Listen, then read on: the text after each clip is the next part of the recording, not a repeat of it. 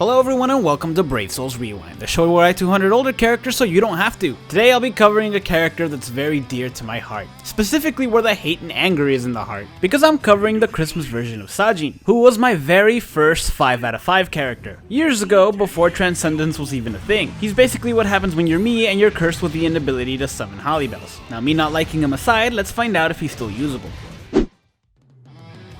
Now I started with a normal attack damage build, and Sajin actually has a 30% bruiser and a normal attack damage link, increasing his overall output by 50%. And that would just be great if the character didn't suck. Now I've got nothing against Sajin, personally I like the character, but this Sajin's normal attack is extremely slow. Not only that, but the string also only consists of 3 attacks, officially making it one of the worst normal attacks in the game. Even though his normal attacks were dealing decent damage to the Arankars, I found myself having to dodge multiple times because his attacks were so slow that they were easily able to interrupt them. And the strategy of using your strong attacks to knock enemies down doesn't really work very well when your strong attacks are lacking in range. With this build, damage really isn't a problem. He does have a 50% normal attack increase, and at this point in the game you can get his attack as high as you want. The real problem is his extremely slow speed, and for that reason this build is not usable.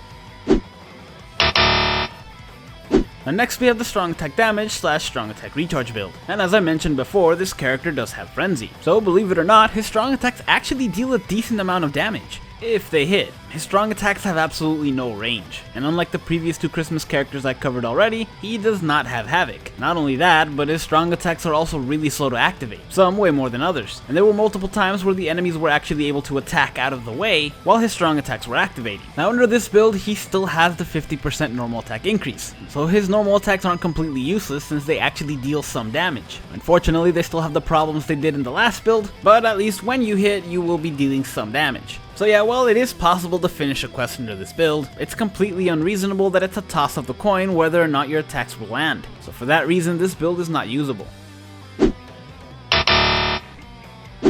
Finally, we have the hybrid build. Now theoretically, this character is a hybrid character. He's got a 50% normal attack damage increase, frenzy, and bombardment. This kit on anyone else would actually be amazing. Unfortunately, it's on Sajin, and even a hybrid build doesn't save him. Yes, under this build, his normal attacks and his strong attacks deal damage, but that, with his character, was never the problem. The only way to really fix him was to give him a higher adrenaline and havoc, and even then, his strong attacks would still take long to activate. Unfortunately, this build and this character is just not usable.